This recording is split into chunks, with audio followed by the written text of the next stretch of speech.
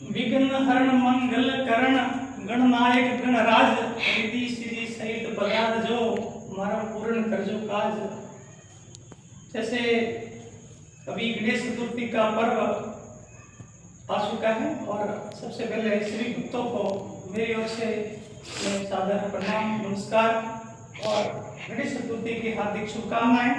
आइए हम समझते हैं भगवान गणेश को, गजानंद को, गणाधिपति को। सभी को विदित है भगवान जो गणेश है माँ पार्वती और शिव जी के पुत्र कहलाते हैं। लेकिन इनको सबसे पहले अपन क्यों मनाते हैं? सबसे पहले किसी भी मंगलकारी काम में सबसे पहले इनकी स्थापना क्यों करते हैं? चलिए आज इसके बारे में थोड़ी सी हटके मैं जानकारी देना चाह रहा हूँ। जैसे कई अपने कथाएं वगैरह सुनते हैं, उसमें स्पष्ट रूप से ये कहा जाता है कि जब देवताओं ने परीक्षा ली कि इस पृथ्वी का सबसे पहले जो भ्रमण करेगा वही सबसे पहले पूजनीय होगा, तो कहते हैं कि भगवान गणेश ने अपने माता पिता का परिक्रमा करके अपना पहला स्थान प्राप्त किया, क्योंकि कार्तिकेय अपने मोर की सवारी करते समय पे नहीं पहुंच पाए, इस कारण से मानते हैं। लेकिन दूसरा एक कारण और भी है गजानन जी को सबसे पहले मनाने का, और उसका रीजन उनकी जो आकृति है, उनकी जो मूर्ति है, उनकी जो छवि देखते हैं वो उसी में छिपा होता है। जैसे गजानन जी का जो सबसे आगे वाला भाग जो नाक देखते हैं, जो अपन सूंड के रूप में देखते हैं, तो सूंड होती है, जो नाक होता है, वो हमेशा किसी भी चीज की पारख करने की, किसी की जांच करने की क्षमता को दर्शाता है। किसी को परखने के लिए हम किसी भी चीज को परखेंगे तो सबसे पहले नाक की तरफ करके ही परखेंगे। तो गजानन जी की है जो नाक है, जिसको अपन सूंड कहते हैं, वो सबसे लंबी होती है, यानी कि परखने की क्षमता है वो सबसे बड़ी होनी चाहिए। दूसरे गजानन जी की मूर्ति को देखते हैं तो कान सबसे बड़े बन को दिखते हैं, और कान का अर्थ यह है कि सुनने की क्षमता।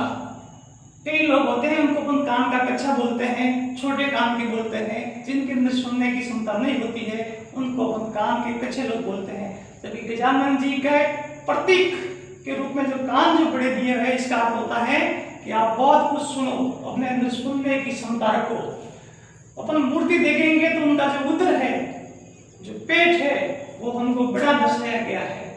बड़ा पेट का अर्थ यह है जो व्यक्ति बड़ा होता है, हर छोटी मोटी बात को पचा सकता है, उसका पेट हमेशा बड़ा कहलाता है। तो बड़े पेट का होने का अर्थ यह है कि गजानन जी किस मूर्ति के अंदर ये रहस्य छुपा हुआ है कि जो भी बात पहले अपनी नाक से किसी चीज को परखो, अपने कान से सुनो और अपने पेट में उसको पसाओ, तुरंत उसको मुंह से बाहर नहीं निकालना है। और हमेशा गजानन जी का जो रूप होता है वो बालक रूप होता है, यानी कि हमेशा सबसे छोटे बन के रहो। जब आपके घर में कोई शुभ मंगल काम होता है तो सबसे पहले गजानन जी की स्थापना की जाती है, गणाधिपति को बिठाया जाता है।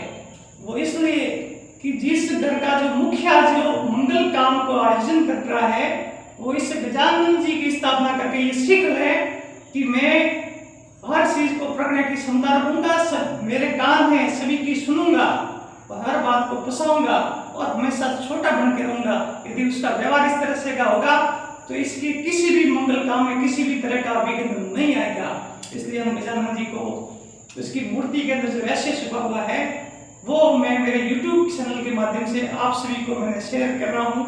यदि आपको मेरी बात पसंद आती है, अच्छी लगती है, तो इस चैनल को आप सब्सक्राइब भी कर सकते हैं। यदि नहीं किया है तो पुनः मैं आपको गणेश चतुर्थी की सभी भक्तों को, सभी देशवासियों को, मेरे प्रिय विद्यार्थियों को, अभिभावकों को, सभी को शुभकामनाएं। जय गजानन जी की।